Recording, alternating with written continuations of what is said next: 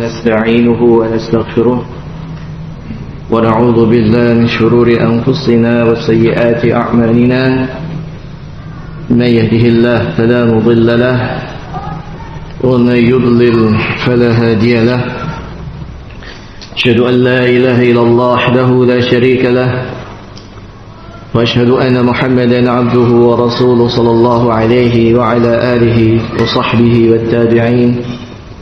والتابع التابعين ومن تبعهم بإحسان إلى يوم الدين. يا أيها الذين آمنوا اتقوا الله حق تقاته ولا تموتن إلا وأنتم مسلمون. يا أيها الناس اتقوا ربكم الذي خلقكم من نفس واحدة وخلق منها زوجها وبث منهما رجالا كثيرا ونساء واتقوا الله الذي تساءلون به والأرحام إن الله كان عليكم رقيبا. يا أيها الذين آمنوا اتقوا الله وقولوا قولا سديدا يصلح لكم أعمالكم ويغفر لكم ذنوبكم ومن يطع الله ورسوله فقد فاز فوزا عظيما. أما بعد فإن خير الكلام كلام الله وخير الهدي هدي محمد صلى الله عليه وعلى آله وسلم وشر الأمور محدثاتها فإن كل محدثات بدعة وكل بدعة ضلالة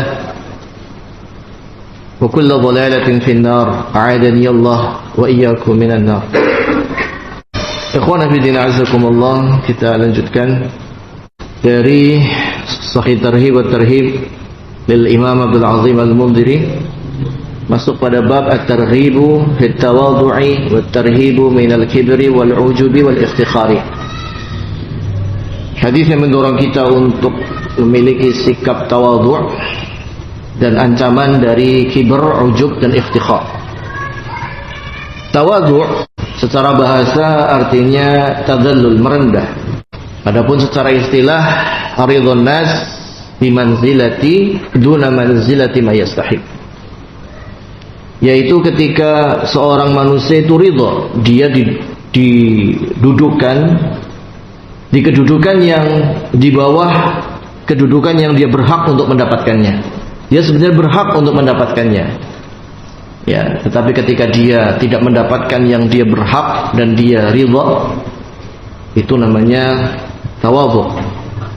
Ya, itu namanya tawadhu. Dan tawadhu ada yang tawadhu mamduh, terpuji, ada yang madmum, ada yang tercela.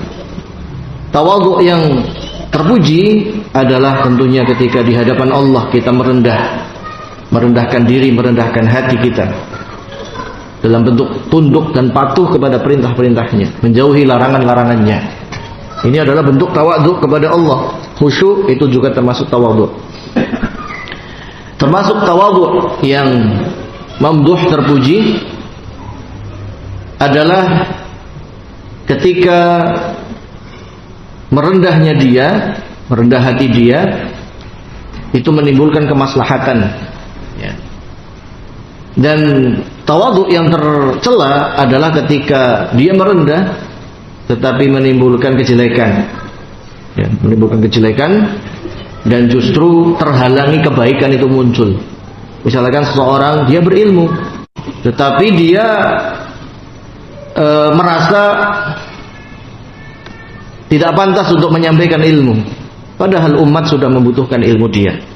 Ini tawadhu yang tercela, yang akhirnya dia menyembunyikan ilmu, ya, akhirnya dia menyembunyikan ilmu.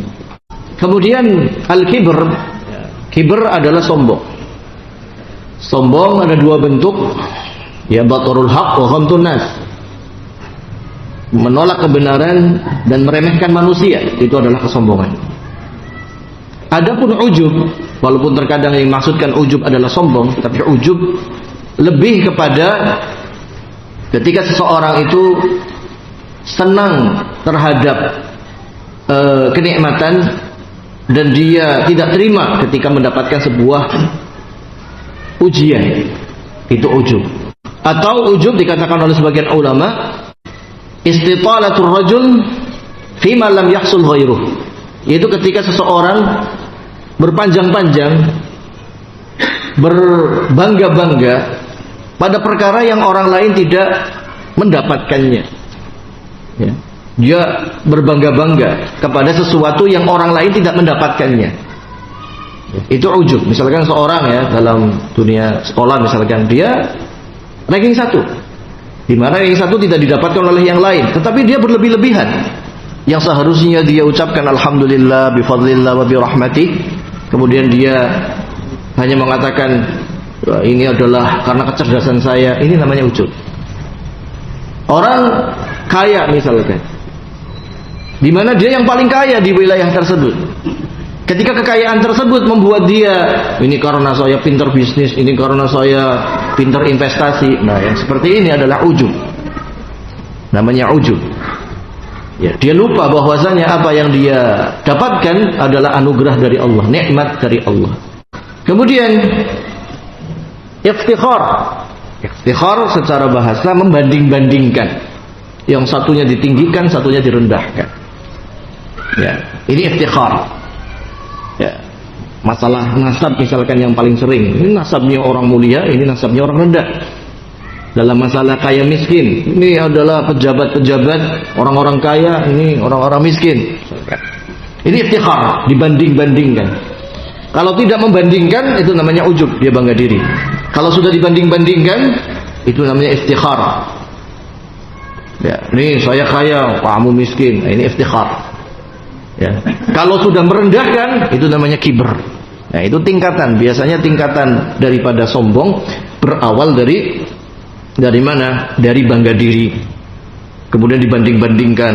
Kalau saya sukses, dia tidak sukses. Saya kaya, dia miskin. Saya pinter, dia bodoh. Ini sudah iftikhar, dibanding-bandingkan. Nah, ketika sudah dibanding-bandingkan, tinggal satu langkah, merendahkan yang miskin. Nah, itu sudah yang namanya al-kibr, kesombongan. Na'udzubillah min dzalik. Makanya perlu kita semuanya menghindari sifat-sifat yang tercela. Dan 3 hal tadi, ujub, iftikhar, membanding-bandingkan, kemudian kibr, sombong, itu akan bisa dikalahkan dengan tawadhu. Ya, sikap-sikap tadi untuk kita supaya bersih dari sikap-sikap tercela tadi, ujub, iftikhar, dan kibr, kita harus melatih diri kita untuk menjadi seorang yang tawadhu. Tawadhu itu secara bahasa ya dia memposisikan sesuai posisinya, atau ketika dia tidak mendapatkan hak sesuai posisinya, dia pun masih ridho. Ya, dia masih ridho. Ya. Maka itu namanya tawadhu, terpuji. Mungkin dia yang paling pinter, tapi dia bukan yang terpilih. Ya. Mungkin dia yang paling cerdas, tapi tidak diangkat sebagai pemimpin misalnya. Maka dia hendaknya tawadhu. Walaupun dia berhak karena dia yang paling pintar, paling cerdas. Tapi karena ketika dia bukan yang dipilih dan dia mengakui itu adalah anugerah Allah, maka itu namanya tawadhu. Dan ini penting tawadhu ini. Karena mungkin banyak orang yang berhak, tidak hanya satu. Kalau masing-masing posisi cuma satu dan yang berhak itu banyak karena kemampuannya pintar-pintar, cerdas-cerdas, kemudian ketika yang ditunjuk cuma satu, yang lainnya tidak terima, tidak memiliki sifat tawadhu, maka akan hancur. Dan inilah yang contoh mungkin dalam dunia perpolitikan. Mungkin banyak yang pintar, yang cerdas, bertitel, berpendidikan tinggi, pengalaman kerjanya luas. Mungkin kalau dia jadi pemimpin berhak, mungkin pantas. Tetapi nggak boleh ada 2 dalam satu wilayah pemimpin tersebut, cuma 1. Ketika satu yang jadi, maka yang lain walaupun dia berhak, walaupun dia pintar, hendaknya dia tawadhu. Dia ridho dengan keadaan diri walaupun berhak tapi tidak dia dapatkan. Ini namanya tawadhu. Tapi kalau masing-masing ingin sesuai dengan haknya, menuntut semuanya padahal posisinya cuma satu, yang ada nanti akan saling menjatuhkan, yang nanti akan terjadi konflik. Nah, inilah penting seorang mukmin itu memiliki sifat tawadhu, yaitu kita ridha ketika kita tidak diposisikan sesuai dengan haknya kita karena sebuah kemaslahatan. Karena posisinya cuma satu. Semua orang punya SIM A, tetapi kemudi setir cuma satu. kemudi setir cuma satu. Walaupun saya berhak, saya bisa nyupir, saya punya SIM. Tapi ingat, dalam satu mobil kemudinya cuma satu. Kalau rupanya cuma satu orang yang diizinkan, yang lain hendaknya tawadhu, ridha bahwasanya dia tidak mendapatkan yang sebenarnya dia berhak dan mampu untuk menjalankannya. Ini sifat tawadhu seperti ini sangat penting. Sifat tawadhu seperti ini sangat penting untuk meredam konflik, meredam peperangan, meredam pertikaian dan semacamnya. Hadis-hadisnya sangat banyak dalam masalah ini, diantaranya diriwayatkan oleh Imam Muslim dari Iyad bin Himar radhiyallahu anhu, qala Rasulullah sallallahu alaihi wasallam, innallaha auha ilayya an tawadhu. Sesungguhnya Allah mewahyukan kepadaku, kata Rasulullah, untuk supaya kalian tawadhu, hatta la yafkhara ahadun ala ahadin, sehingga tidak ada yang saling membanding-bandingkan mana yang lebih kuat, mana yang tidak, mana yang lebih kaya, mana yang miskin. Ini banding-bandingan seperti ini tidak mengenakan. Dalam keluarga saja, kalau kakak adik itu dibanding-bandingkan, lihat tuh adik kamu, lihat kakak kamu, nanti antara kakak dan adik ini akan saling benci dan hasad. Kalau kita sebagai orang tua membanding-bandingkan mereka, ya atau tidak? Senang nggak kalau dibanding-bandingkan? Ya senang. Maka hatta la yafkhara ahadun ala ahadin, jangan seseorang itu membanding-bandingkan, ini lebih hebat, ini tidak hebat, ini lebih kaya, ini tidak kaya. Wala yaghi ahadun ala ahad, dan jangan seorang itu melampaui batas atas orang lain. Sehingga di sini kunci supaya tidak sombong, kunci supaya tidak zalim, rupanya adalah tawadhu. Kita ridha kalau kita tidak mendapatkan yang sesuai dengan posisi kita. Karena memang ketika posisi tersebut direbutkan, akan terjadi hal yang tidak baik. Nah, ini tawadhu. Dan juga diriwayatkan oleh Imam Muslim pula dari sahabat Abi Hurairah radhiyallahu anhu, anna Rasulullah sallallahu alaihi wasallam qala, ma naqasat sadaqatun min malin wa la zadallahu 'abdan bi'afwin illa 'izza wa ma tawadda'a ahadun lillahi illa rafa'ahu Allah. Tidaklah harta akan berkurang karena sebab sedekah, dan tidaklah Allah Subhanahu wa taala tambahkan pada seorang hamba sifat pemaaf, kecuali sifat pemaaf itu akan memunculkan kemuliaan diri. Seorang yang memaafkan dalam keadaan dia itu mampu untuk membalas, maka dia adalah orang yang mulia. Kalau kita memaafkan karena kita tidak mampu untuk membalas, ya mungkin kelemahan. Tapi ketika kita memaafkan dalam keadaan kita mampu untuk membalas, kita diam padahal kita mampu untuk menjawab, kemudian kita lebih memilih diam, lebih memilih memaafkan, maka tidaklah bertambah pada diri dia kecuali izzah, kemuliaan, keperkasaan, kekuatan. Jadi kekuatan itu pada memaafkan dan menahan diri untuk tidak langsung mengomentari, tidak langsung untuk berbicara. Wa ma tawaddu'a ahadun lillah illa rafa'ahu Allah. Tidaklah seseorang itu tawadhu karena Allah, kecuali Allah akan angkat derajat dia. Nah, ini penting. Tawadhu itu kita rela diposisikan di bawah posisi yang kita berhak untuk mendapatkannya. Dan apabila kita jalankan karena Allah, Allah akan angkat derajat kita. Allah akan angkat derajat kita. Ini namanya tawadhu. Itu namanya tawadhu. Hampir mirip dengan tanazul, mengalah. Padahal kita berhak. Kita berhak.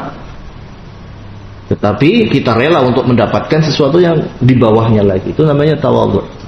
Dalam riwayat yang lain, riwayat Tirmidzi dari Thauban radhiyallahu anhu, qala Rasulullah sallallahu alaihi wasallam, man mata wa huwa bari'un minal kibri wal ghululi wad daini dakhala al-jannah. Barang siapa yang meninggal dunia dia terlepas dari kesombongan dari kezaliman, dari hutang, maka dia pasti masuk surga. Maka yang patut kita waspadai dalam kehidupan kita, jangan sombong, jangan zalim. Dan sombong dan kezaliman itu akan bisa diminimalisir atau bisa dihilangkan dengan sifat tawadhu.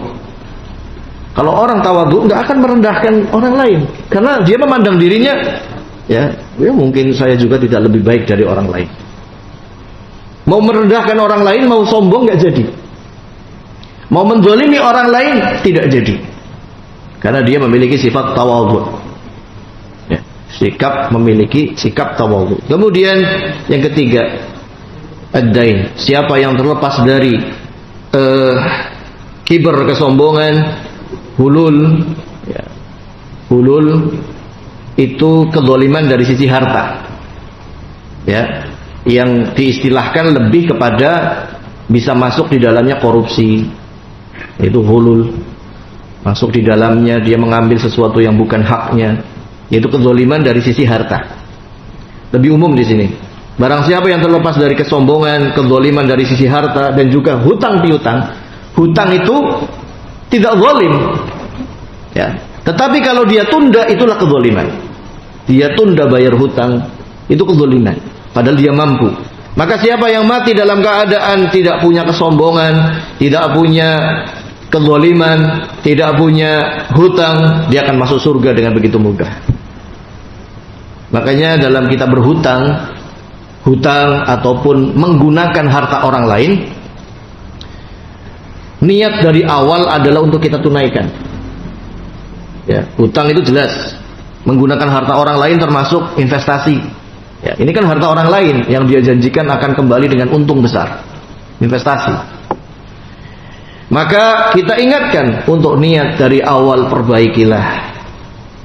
Ya, man akhadha amwalan nasi yuridu i'fa'aha, barang siapa yang dia mengambil harta orang lain yang dia niat dari awal untuk menjaganya, dia niat dari awal akan dia tunaikan, maka Allah Subhanahu wa ta'ala akan tunaikan sesuai niat awalnya. Kalau kita hutang, niatnya bayar, pasti Allah akan bantu kita untuk bayar. Kalau kita membuka investasi, kemudian niat dari awal adalah untuk menunaikan hak investor, kembali modal dan dapat untung, Allah akan berikan apa yang dia niatkan. Tapi kalau dari awal dia hutang, nggak mau bayar, dia investasi, membuka investasi tapi niat dari awal memang mau nyolong, ibaratnya, maka yang seperti ini Allah akan atlafahullah, Allah akan binasakan yang seperti itu. Qadarullah nggak bisa bayar hutang, qadarullah juga bangkrut usaha dia yang katanya investasi. Maka hati-hati, harta orang lain yang kita pakai, niat dari awal harus kita niatkan untuk dikembalikan. Ya. Niat dari awal, niat untuk dikembalikan, karena itu bukan harta kita. Ini penting bagi kita semuanya, ma'asyiral muslimin rahimani wa rahimakumullah. Karena ya, yang namanya kibr la yadkhulul jannah. La yadkhulul jannah man kana mithqala fi qalbihi mithqala dzarratin min kibr. Seorang tidak akan masuk surga kalau masih menyimpan sebiji sawi dari kezaliman, dari kesombongan. Hulul, ya. Ya, kalau siapa yang man khalla, siapa yang dia melakukan hulul, korupsi atau memakai harta orang dengan zalim, maka itu akan menjadi cacat pada hari kiamat. Demikian pula hutang. Ya. Tidak ada yang bisa menghalangi seorang masuk surga dari kalangan mujahidin kecuali hutang. Kecuali hutang. Dan cukup jadi ibrah, ikhwana fillah azakumullah, kisah seorang sahabat Rasul. Coba, siapa yang lebih mulia dari sahabat Rasul? Masuk Islam di zaman Rasul, berjuang bersama Rasul. Ketika meninggal dunia, kemudian dia tidak bayar hutang atau belum bayar hutang, Rasulullah tidak mau menyolatinya. Sampai ada sahabat yang menanggung hutangnya, barulah Rasulullah mau mensolatinya. Ya, maka hitung-hitung ya, hutang kita itu tinggal berapa gitu. Tidak haram, memang hutang itu tidak haram karena itu kebutuhan, hukumnya mubah. Tapi ingat, ketika kita ambil hutang, niat dari awal itu akan kita kembalikan. Ya, niat dari awal harus kita kembalikan, hutang apapun itu. Ya. Kemudian dalam riwayat Al-Hakim pula, An Tariq qala, beliau mengatakan, kharaja Umar radhiyallahu an ila Syam wa ma'ana Abu Ubaidah fa'atau ala maqadah wa Umar ala naqatin lahu. Suatu ketika Umar bin Khattab menuju Syam, bersama kami Abu Ubaidah bin Al-Jarrah. Kemudian mendatangi sebuah tempat, Umar masih di atas ontanya. Fanazala wa khala'a faihi wa wada'ahu ma'al atiqihi. Maka beliau pun turun dari ontanya, kemudian melepas kedua sepatunya, kemudian ditaruh di atas pundaknya, sepatu boot panjang, kemudian ditaruh di atas pundak. Wa akhadha bi zimami naqatihi fa khadha biha al-makhadah. Maka kemudian beliau mengambil tali kekang ontanya sambil dituntun, ya, dituntun. Ya. Faqala Abu Ubaidah, maka Abu Ubaidah mengatakan, ya Amirul Mukminin, a'anta taf'alu dzalik? Wahai Amirul Mukminin, apakah kamu lakukan demikian? Ya. Seorang khalifah, seorang pemimpin negara tertinggi yang menguasai sepertiga dunia. Umar bin Khattab menguasai sepertiga dunia, bahkan ada mengatakan separuh dunia. Separuh peradaban di zaman itu dikuasai oleh Umar bin Khattab.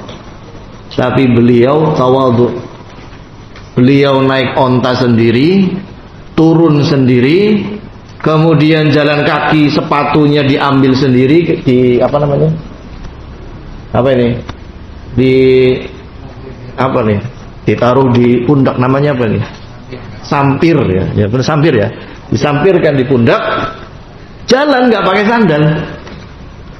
Seorang pemimpin yang menguasai separuh peradaban dunia.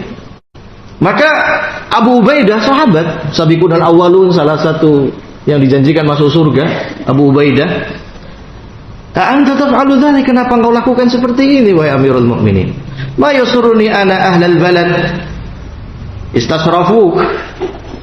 Tidakkah engkau senang kalau penduduk negeri itu nanti akan menyambutmu dengan mulia, mengagungkanmu? Faqala, wah, singkirkan yang seperti itu. Law yakudha ghairuk Abu Ubaidah ja'altuhu nakalan li ummati Muhammad. Kalaulah yang mengatakan seperti itu bukan engkau wahai Abu Ubaidah, maka ini akan menjadi kerugian pada hari kiamat pada umatnya Nabi Muhammad. Inna kunna adzal qaumin fa'azzana Allahu bil Islam. Sesungguhnya kami dulu adalah orang yang paling direndahkan. Di zaman itu penguasa dunia adalah Romawi dan Persia. Romawi itu dikuasai oleh Kaisar yang pusatnya di Rum. Ya, Rum itu adalah Suriah sekarang. Rum itu Suriah yang sekarang Rum. Syam itu dulu adalah wilayah yang sekarang negara Suriah, Lebanon, Palestina, itu Syam dulu. Pusatnya yang sekarang di Suriah. Yang Damaskus itu pusatnya Rum, yaitu Rum. Rum itu bukan Romawi yang diterjemahkan Romawi Barat ya, yang orang-orang Eropa. Romawi yang di sini adalah Rum, yang disebut dulu namanya Bizantium. Bukan Rusia juga bukan. Rum itu adalah orang-orang Syam. Ya, orang-orang Syam yang sekarang di Damaskus, orang-orang Suriah. Dulu penguasa dunia itu di Romawi, Rum, yang dimaksud Rum ini, dan Persia yang dipimpin oleh Kisra. Rum itu adalah pemimpinnya Kaisar, agama mereka adalah Nasrani. Kisra pemimpin Persia yang sekarang Iran, ya, negara Iran, Isfahan, sebagian Irak itu orang-orang Persia, Parsi, bukan Arab. Makanya bahasanya bukan bahasa Arab. Itu Persia. Nah, Persia dulu namanya Kisra, penyembah api, beragama Majusi. Ya. Dan orang Arab saat itu adalah orang yang dipandang sebelah mata. Orang yang dianggap orang terbelakang, hidup di tengah gurun, nggak baca tulis, nggak ada peradabannya. Dulu kata Umar bin Khattab, kunna adzalla qaumin. Kami dulu adalah dianggap kaum rendahan, kelas paling bawah, diinjak-injak. Dulu kami seperti itu. Fa'azzanallahu bil Islam. Kemudian Allah muliakan kita orang Arab dengan Islam. Allah muliakan orang Arab dengan Islam. Padahal dulu di bawah kaki Persia dan Romawi, tidak dianggap sama sekali, paling rendah. Tetapi kemudian menjadi mulia, a'azz, yang paling mulia di dunia ini dengan Islam. Famahma natlubul izza bi ghairi ma 'azzana Allah, 'adzallana Allah. Kalau kita menuntut kemuliaan, ketinggian dengan apa yang tidak Allah muliakan kita dengannya, justru Allah akan rendahkan kita. Jadi kalau kita mencari kemuliaan bukan dengan Islam, maka justru Allah akan hinakan kita. Ini sebagai nasihat bagi kita semua ya, ma'asyiral muslimin, rahimani wa rahimakumullah. Apapun kedudukan kita, jabatan kita, strata sosial kita, nasab kita, harta kita, ya, hendaknya jangan membuat kita sombong, ujub, kibr, jangan sampai. Ya, hendaknya kita memiliki sifat tawadhu. Ya, hendaknya kita memiliki sifat tawadhu, rendah hati. Kita rendahkan diri di hadapan Allah, kita berendah hati di hadapan makhluk-makhluknya Allah Subhanahu wa taala. Ya, kalau kita mau menundukkan diri, merendahkan diri itu di hadapan Allah Subhanahu wa taala. Adapun di hadapan makhluk cukup rendah hati saja. Ya. Makanya dalam syariat Islam, syariat penutup daripada seluruh agama, simbol-simbol ketundukan dengan badan itu dihapuskan. Dulu sebelum syariatnya Nabi Muhammad, sujud sama raja boleh, sujud sama orang mulia dulu boleh. Ya. Dulu penghormatannya adalah dengan sujud. Ya, sebagaimana dilakukan oleh orang Rum. Tetapi dalam Islam sudah tidak boleh lagi. Ya. Penghormatan menundukkan tubuh kita sampai sujud itu hanya bagi Allah Subhanahu wa taala. Adapun penghormatan kepada manusia adalah dengan salam, dengan senyum, dengan jabat tangan, dengan berpelukan. Itu dijadikan penghormatan sesama manusia, apapun kedudukannya, apapun jabatannya, apapun nasabnya, ya seperti itu penghormatannya. Salam, senyum, ya, salaman atau berpelukan, itu adalah penghormatan dalam Islam. Ya, bukan dengan sujud, bukan dengan ruku, bukan demikian. Sehingga ikhwan fillah azakumullah, sesungguhnya orang yang dia minta dihormati dengan penghormatan-penghormatan yang merendahkan, memperbudak manusia, maka sesungguhnya dia telah mempersiapkan dirinya untuk masuk neraka jahanam. Sehingga dalam hadis, ya, ketika Rasulullah datang di sekumpulan sahabat, tiba-tiba beberapa sahabat berdiri. Maka Rasulullah marah dan mengingatkan, kenapa kalian seperti orang-orang Persia yang berdiri ketika rajanya datang? Maka Rasulullah mengatakan, man ahabba ayatamathala lahu rijalan qiyaman falyatabawa maq'adahu minan nar. Siapa yang suka kalau dia dihormati dengan cara berdiri, maka persiapkanlah tempat duduknya di neraka. Kemudian ketika sebagian sahabat pulang dari Syam melihat Kaisar itu sujud kepadanya, maksudnya warga rakyat itu sujud kepada Kaisar, dan kemudian sujud kepada Batarik, kepada uskup-uskup, pendeta-pendeta. Beberapa sahabat mengatakan kepada Rasul, ya Rasulullah, ketika kami di Syam kami melihat mereka sujud kepada raja, bukankah kita lebih berhak sujud kepadamu ya Rasulullah? Maka kemudian Rasulullah SAW ya mengatakan, lau kuntu amiran ahadan ayyasjuda ahadin la amartul mar'ah an tasjuda li zawjiha. Kalaulah boleh aku sujud, kalaulah aku boleh perintahkan seorang itu sujud kepada orang lain, niscaya aku akan perintahkan wanita untuk sujud kepada suaminya. Tapi dalam Islam tidak ada sujud pada manusia, tidak ada. Tidak ada sujud bagi manusia. Ini penting. Makanya jangan jadikan sujud, ruku, nunduk atau berdiri sebagai penghormatan kepada manusia. Beda kalau kita ada hajat. Ada hajat itu seperti kita lagi duduk, kemudian tamu datang, kita ingin membukakan pintu atau ingin bersalaman, ingin berpelukan, kemudian kita berdiri, itu tidak masalah. Itu sesuatu yang tidak masalah. Rasulullah ketika sedang duduk-duduk, ya, kemudian ada seorang pembesar suku yang baru masuk Islam, kemudian Rasulullah mengatakan kepada yang satu suku dengan dia, "Qumu ila sayyidikum." Berdiri kalian untuk bersalaman dengan tetua kalian itu, pada kepala suku kalian. Jadi kalau kita berdirinya itu memang untuk bersalaman, untuk membukakan pintu, untuk berpelukan, tidak masalah, tidak mengapa. Ya. Tapi bukan menjadikan berdiri atau sujud sebagai bentuk penghormatan. Itu berbeda. Makanya nanti para ulama memperinci. Kalau menunduk dalam rangka ibadah, ya tentunya ini jelas kesyirikan. Kalau dalam rangka mengagungkan, ya ada yang berpendapat itu haram secara mutlak, ada yang mengatakan itu makruh. Tapi intinya, ikhwan fillah azakumullah, menghormati manusia dengan cara-cara yang seperti itu, ya itu sudah tidak diperkenankan. Menghormatinya adalah dengan apa? Dengan apa? Dengan salam, dengan senyuman, dengan salaman, dengan berpelukan. Itu adalah penghormatan yang setara. Karena manusia semuanya setara. Yang membedakan adalah apa? Keimanan dan ketakwaannya. Inna akramakum indallahi atqakum.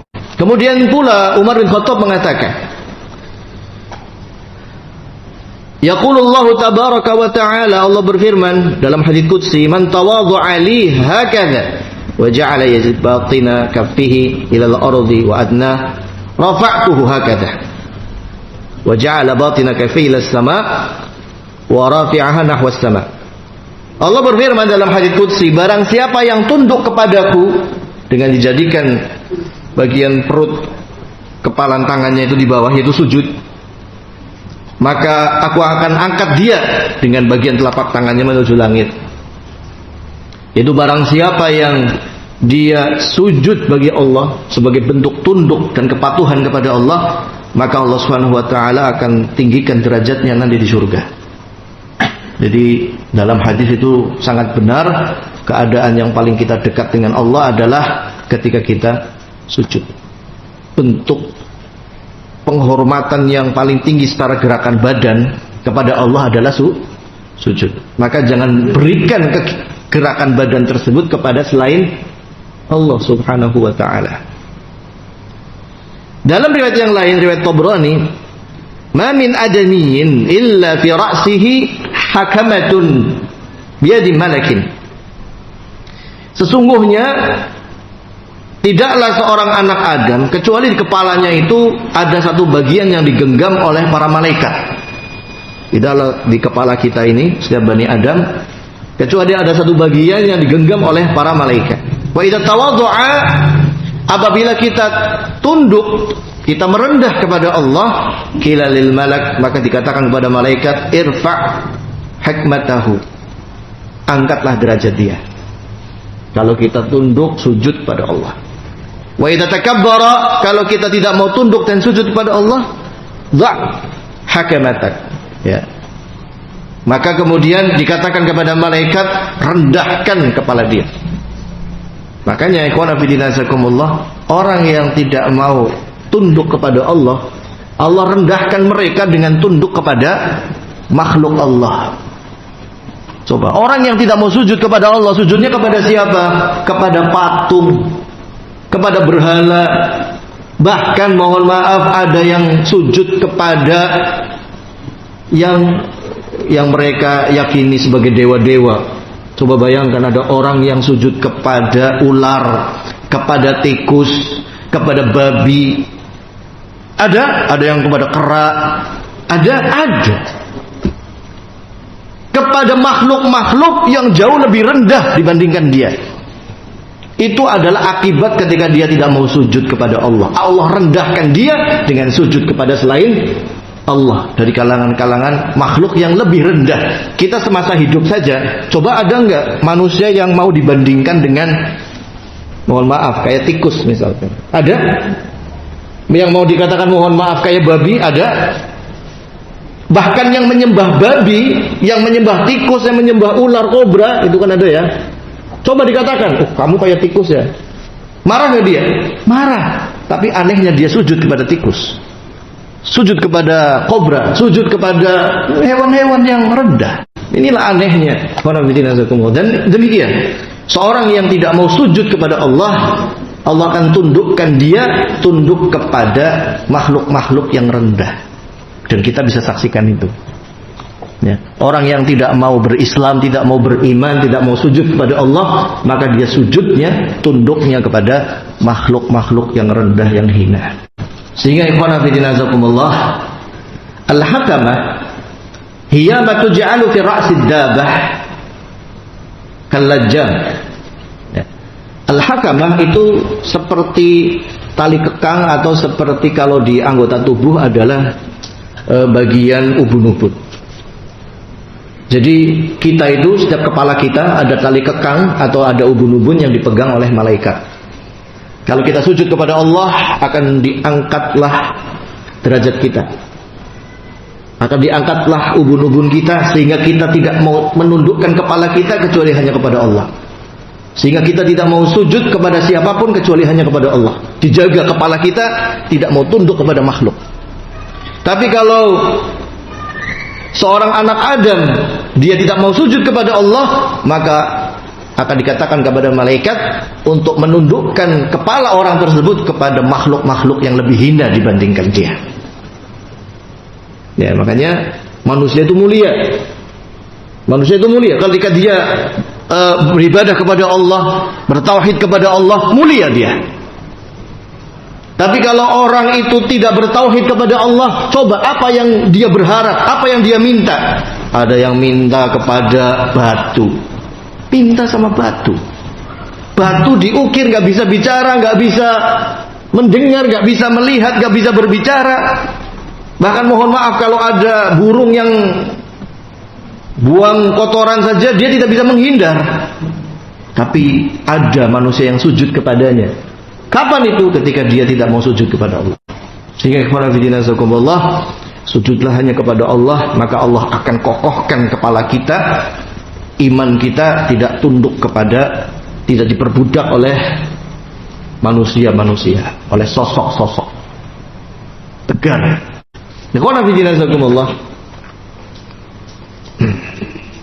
Mungkin sebagian akan mengatakan bahwasanya menundukkan kepala itu merupakan akhlak, itu etika, itu adab. Ikhwana fillah azakumullah, ada satu ungkapan ulama salaf, ana lupa ulamanya siapa, tapi disebutkan dalam Jami' li Ahkamir Rawi Al-Khatib Al-Baghdadi. Belum menyebutkan al-ilmu bila adab kanarin bila khatab. Ilmu tanpa akhlak, tanpa adab, itu seperti api tanpa kayu bakar, akan cepat hilang ilmunya. Tapi adab bila ilmin, tapi seorang yang berakhlak tanpa ilmu, ya, dia dia berakhlak tetapi tidak punya ilmu, itu kasaifin, seperti pedang yang akan melukai diri dia sendiri. Ya, sehingga ada ungkapan lain dari Abdullah bin Mubarak kalau nggak salah, al-adab bila ilmin muhlik. Adab tanpa ilmu itu akan membinasakan dia akan diperbudak. Ya. Ada orang yang ingin mengkaisarkan dirinya sendiri, kemudian menyuruh murid-muridnya untuk sujud kepadanya. Nah, murid-muridnya ini di apa? Dibungkam atas nama akhlak, atas nama adab. Membinasakan, akhirnya dia sujud, ya, sujud kepada manusia. Itulah lagi-lagi orang yang seperti itu mengatasnamakan ini adab, ini akhlak, kemudian menyuruh muridnya untuk mencium kakinya. Ada yang seperti itu? Nah, itulah adab tanpa ilmu, itu membinasakan.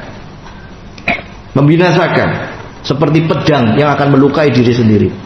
Tapi ilmu tanpa adab bagaikan api tanpa kayu bakar, cepat hilang, nggak bisa menerangi, nggak bisa bermanfaat.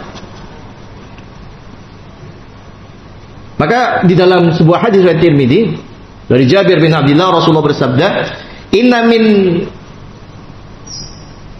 min ahabbikum ilayya wa aqrabikum minni majlisa yaumal qiyamah ahasinuhum akhlaqa." Sesungguhnya yang paling dicintai, yang paling dekat denganku pada hari kiamat adalah yang paling bagus akhlaknya. Wa inna abghadakum ilayya wa abdakum minni majlisa yaumal qiyamah ats-tsartsarun al-mutasyaddiqun al-mutafaihiqun.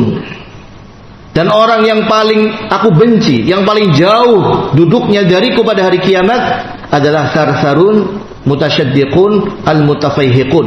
Apa itu? Qalu ya Rasulullah. Ya, siapa mereka itu? Ar-sarsarun, mutasyaddiqun, mutafaihiqun. Ya, mereka itu adalah orang-orang yang sarsarun itu orang yang pandai berbicara tapi kosong, seperti kebanyakan, ya mohon maaf, orang-orang di zaman sekarang pandai beretorika tapi nggak ada isinya. Ya, bahaya yang seperti ini. Kemudian mutasyaddiqun, orang yang memfasihkan dirinya padahal nggak ada ilmunya. Ya, seolah-olah dia pintar, fasih dalam baca Quran tapi nggak ada ilmunya. Kemudian mutafaihiqun, yaitu mutakabbirun, orang-orang yang sombong. Ya, ini adalah orang yang paling dibenci oleh Rasulullah, yang paling jauh tempat duduknya nanti pada hari kiamat. Ya, sehingga ikhwan fillah azakumullah, ya, perhatian zaman sekarang ini, saat semua orang itu bisa berbicara dan bisa dibaca, didengarkan oleh semua orang di dunia ini dengan satu alat yang namanya internet itu. Maka hati-hati kita dalam berbicara, hati-hati kita dalam berkomentar, hati-hati dalam kita membuat yang bisa ditonton, yang bisa dilihat, yang bisa dibaca, itu hati-hati. Ya. Yang paling bagus adalah kita menahan diri. Ya, menahan diri. Ya. Demikian ya, nanti dilanjutkan setelah adzan. Fadhol. Barakallahu fikum di kumandangan adzan. Rasulullah sallallahu alaihi wasallam bersabda, "Kafa bil mar'i ithma ay yaqula bi kulli ma sami'a." Cukuplah seorang itu teranggap jelek ketika dia mengatakan semua perkara yang dia dengar. Ya. Baru dengar kemudian dia sebarkan, baru dengar kemudian dia sebarkan. Itu cukup orang tersebut dianggap jelek. Maka kita ikhwan fillah azakumullah di masa-masa seperti ini, masa-masa fitnah, masa-masa penuh dengan kerancuan, maka berhati-hati dalam menukilkan sebuah kalimat, sebuah berita. Ya, itu kita harus berhati-hati. Apalagi berita-berita yang menyangkut masalah besar, masalah keamanan, masalah ketakutan, masalah negara, masalah perang. Ya, itu kita hati-hati. Berhati-hati, jangan mudah berstepnya, jangan mudah untuk kita berkomentar di situ. Tentunya kita sebagai seorang muslim ketika mendengar berita, ya, timbangan kita pertama timbangan akidah, kemudian timbangan, ya, secara keadilan, kemudian timbangan secara maslahat dan mafsadah yang perlu kita lihat, sehingga jangan langsung disebarkan. Ketika kita mendengarkan sebuah hal, ya, ini bertentangan dengan akidah atau tidak? Bertentangan, ya jangan disebarkan. Ini bahaya nggak bagi akidah umat? Bahaya, ya jangan disebarkan. Kemudian yang kedua, ketika ini tidak bertentangan dengan akidah, tapi ya ini bertentangan dengan keadilan, kalau disebarkan akan jadi kedzaliman, ya, maka kita tahan.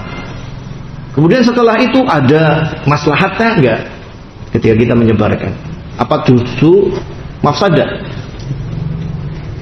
Ya, kemudian Ada satu kisah pada zaman Rasulullah SAW. Jadi ketika Rasulullah SAW mengirimkan pasukan untuk berperang, kemudian saking semangatnya beberapa sahabat, semangat nih, itu menunggu-nunggu kabar, berita, ya, dari sahabat yang sedang berperang di negeri seberang. Saking semangatnya, padahal yang disampaikan ini adalah berita-berita baiknya, bukan berita-berita buruknya ya. Lebih banyak baiknya karena sahabat saat itu menang. Saat itu menang. Ya. Kemudian saking senangnya beberapa sahabat itu menyampaikan, "Oh, kaum muslimin menang. Oh, tapi ada korbannya sekian. Tapi ghanimahnya banyak." Sampai sebagian ada yang gembira mendengar ghanimah yang banyak, sebagian merasa sedih karena keluarga yang meninggal. Dan saat itu Rasulullah Shallallahu Alaihi Wasallam belum berbicara apapun di hadapan umum. Saat itu orang-orang munafik mulai berbicara. Bagaimana ini? Ada korban di sana, tapi Rasulullah diam saja. Bagaimana ini? Di sana ada berita sekian, masa Rasulullah tidak tahu? Sampai akhirnya turun firman Allah Taala, wa idza jaa amrun minal amni awil khaufi ad'u bih. Walau radduhu ila rasul wa ila ulil amri minhum la'alimahu alladziina yastanbitunahu minhum. Dan ada sebagian orang-orang munafik yang mereka segera memberitakan berita-berita yang terkait keamanan, terkait ketakutan, langsung disebarkan. Seandainya mereka serahkan kepada Rasul yang memberitakan, atau kepada pemegang urusan, kepada panglima-panglimanya Rasul. Kalau sekarang diartikan pemegang urusan dari pemerintah, niscaya akan terketahui mana yang lebih maslahat, mana yang mafsadat, mana berita yang akan disebar, mana yang berita tidak perlu disebar. Ya, dari sini ikhwan fillah jazakumullah, apalagi terkait tentang masalah keamanan, politik ini itu, nah kita jangan terburu-buru untuk ya disebar-sebar, berkomentar, itu hati-hati ikhwan fillah jazakumullah. Ya. Jangan sampai kita menyesal dengan apa yang sudah kita ucapkan. Dalam Al-Quran, dalam surat Al-Baqarah dan juga surat Al-Imran, kisah tentang orang Yahudi yang meminta kepada Allah, meminta kepada Nabiullah, Nabi Musa dan nabi-nabinya orang-orang Yahudi untuk diturunkan syariat jihad. Ya. Yang disebutkan salah satunya tentang Jalut dan Tolut. Ketika mereka dijajah oleh siapa? Oleh Jalut, ya, raja yang zalim. Kemudian mereka meminta kepada Allah. Saat itu minta kepada Nabi. Minta kepada Nabi supaya berdoa kepada Allah diturunkan raja yang hebat supaya bisa berjihad. Maka Allah Subhanahu wa taala turunkan, tunjuk langsung, nunjuk rajanya, bukan pakai musyawarah, bukan pakai pemilihan umum, bukan. Langsung wahyu dari Allah. Tolut jadi raja. Karena apa? Diberi kekuatan dan diberi ilmu. Tapi diprotes sama orang Yahudi. Kenapa yang jadi raja itu? Dia kan orang miskin, nggak punya nasab. Akhirnya saat itu tidak mau jihad, nggak mau perang, nggak mau dipimpin oleh seorang raja yang langsung dipilih oleh Allah melalui wahyu. Coba, ini bukan dipilih melalui musyawarah atau pemilu, bukan, dari wahyu turunkan untuk perang sesuai permintaan mereka. Ketika perang menang lagi, ketika menang baru diakui, oh iya, hebat. Bahkan yang lebih menyakitkan adalah idhab anta wa rabbuka faqatila inna hahuna qa'idun. Kamu pergi saja, ya, sama Tuhanmu perang melawan orang kafir, kita di sini nonton. Coba yang pertama minta jihad siapa? Ya mereka. Giliran sudah ditunjuk pemimpin nggak terima, alasannya miskin, alasannya nggak punya nasab. Giliran menang, mereka yang paling ngaku-ngaku berjasa. paling ngaku-ngaku berjasa. Yang dari situ kemudian Nabi Dawud ya kemudian dilantik menjadi raja karena membunuh Raja Jalut itu. Ya. Ikhwan fillah azakumullah, setelah Nabi Dawud menjadi raja, orang-orang Yahudi mengaku bahwasanya mereka lah pewaris King David, pewaris kerajaan Daud. Yang sampai sekarang itu orang-orang yang mengatasnamakan negaranya negara Israel, mereka itu kemudian mencaplok wilayah Palestina atas namanya apa? Ini dulu wilayah yang dijanjikan, negeri yang dijanjikan, negerinya Nabi Dawud. Kamilah pewarisnya. Akhirnya terjadi Zionisme. Kan begitu. Ya. Ikhwan fillah azakumullah. Ya. Jadi ambillah pelajaran sangat penting. Ya, perkara perang itu bukan perkara yang remeh. Bukan kita nonton di game itu, bukan. Ya, bukan perkara yang main-main.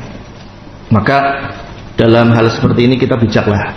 Ya, bijak. Ya, serahkanlah urusan-urusan besar ini kepada pembesar-pembesar. Ya, kita yang orang-orang kecil ya sadar diri. Itulah yang namanya tawadhu. Tapi saya ahli, saya punya ilmu. Iya, tapi tawadhulah karena bukan Anda yang ditunjuk. Ya, bukan Anda yang dikasih wewenang. Ya, dalam masalah seperti ini, khonafidina sukumullah, ya, kita berdoa kepada Allah Subhanahu wa taala. Dan jangan tertipu dengan berbagai macam tipuan-tipuan yang ada di medsos. Ya. Tipuan-tipuan yang ada di medsos itu sangat luar biasa, ya, apalagi digunakan oleh oknum-oknum untuk menyebarkan, untuk mencari simpati, ya, dan mendakwahkan kelompok yang paling sesat di dunia ini, yaitu Syiah Rafidhah. Hati-hati. Kata Syekhul Islam Ibnu Taimiyah, "Lau qusimal kadzbah ala asyrah, ya, la asratu a'syarihi ala Syiah." Kalaulah dusta itu ada 10 bagian, niscaya 9 bagian itu ada pada Syiah Rafidhah. Ada pada Syiah Rafidhah. Sisi akidah, mereka yang mencela sahabat, mereka yang menuduh ibu kita Aisyah sebagai pelacur, Rasulullah SAW. Mereka yang mengatakan Al-Quran kita itu masih kurang. Memang Al-Qurannya sama, kalau mereka di mana Al-Quranmu ya sama, tapi mereka berkeyakinan Qurannya sekarang kurang, 2/3-nya hilang. Sholatnya juga beda, kiblatnya juga beda, mereka sujudnya sama batu. Kalau dikatakan mereka muslimin, ya, Syiah itu ada sekian kelompok yang minimalnya adalah sesat, lebih sesat daripada keledai, kata Syekhul Islam. Dan yang paling parah adalah yang sampai sudah kafir. Na'udzubillah min dzalik. Ikhwana fi din azakumullah. Dalam sejarah pemalsuan hadis, merekalah yang paling banyak malsu hadis. Dalam sejarah politik Islam, merekalah orang-orang yang berkhianat, yang menjatuhkan Daulah Abbasiyah, Daulah Umayyah, bahkan yang memasukkan Mongol bisa menghancurkan Baghdad, menghancurkan Syam. Pengkhianatnya adalah orang-orang Syiah. Ya, pengkhianatnya adalah orang-orang Syiah. Bahkan dikatakan kemarin saja dikatakan oleh Syekh Mufti Syam yang baru, Syekh Ar-Rifai, Mufti Diyar Syamiyah. Beliau mengatakan sendiri bahwasanya orang-orang Syiah Rafidhah itulah yang ikut dan mendukung, ya, seorang Asad, seorang Syiah Nusairiyah membantai 1,5 juta warga Suriah. Ya, jangan dilupakan yang seperti itu. Jangan dilupakan, ikhwan fillah azakumullah. Tidak ada sejarahnya orang Syiah membantu orang Sunni, tidak ada sejarahnya. Tidak ada sejarahnya. Jangan tertipu. Jangan tertipu. Yang benar-benar berjuang adalah, ya, adalah para pemerintah kaum muslimin. Mereka adalah yang benar-benar berjuang. Ya, saudara kita dari kalangan TNI yang benar-benar menjaga keamanan gugur, kita doakan mereka, rahimahumullah. Dan juga kita berhusnudzon kepada pemimpin-pemimpin kita, walaupun banyak kekurangan, husnudzon. husnudzon kepada mereka, ya. Dan kita berdoa, karena kita bisanya doa. Ya, bantu kita juga nggak banyak kok. Ada yang pernah bantu 100 juta ke sana? Nggak ada, karena kita kayaknya. Kita doa. Tetapi pemimpin-pemimpin kaum muslimin, walaupun mungkin banyak kekurangan, bantuan mereka itu sudah banyak sekali. Ya, kalau kita ditanya siapa yang paling berjasa bagi Palestina, ya negeri tetangganya itu. Yang sering dituduh katanya diem, katanya zalim, negeri tetangganya itu yang paling menolong. Paling menolong. Mesir, Saudi, Kuwait, Lebanon dan seterusnya, negeri-negeri kaum muslimin adalah yang paling membantu. Walaupun dituduh macam-macam. Jadi ikhwan fillah nasakumullah, berhusnudzonlah kepada saudara kita kaum muslimin dan bersuudzonlah kepada kelompok yang paling banyak berdusta, yaitu Syiah Rafidhah. Wajib suudzon sama mereka. Ya, karena kata Syekhul Islam, kalau ada dusta ada 10, 9 ada bersama dengan Syiah Rafidhah. Nasallallahu salamah. Semoga Allah Subhanahu wa taala menolong kaum muslimin di seluruh tempat. Semoga Allah Subhanahu wa taala menolong saudara-saudara kita di Palestina, ya, saudara-saudara kita di Yaman, saudara-saudara kita di seluruh tempat yang sedang didolimi oleh orang-orang zalim. Ya, dan kita memohon kepada Allah Subhanahu wa taala semoga kita dikumpulkan seluruhnya umat Nabi Muhammad ini di dalam surganya dan dijauhkan dari api neraka. Sallallahu ala nabiyina Muhammad wa ala alihi wa sahbihi wa sallam. Subhanakallahumma rabbana hamdik, asyhadu an la ilaha illa anta, astaghfiruka wa atubu ilaik. Assalamualaikum warahmatullahi wabarakatuh.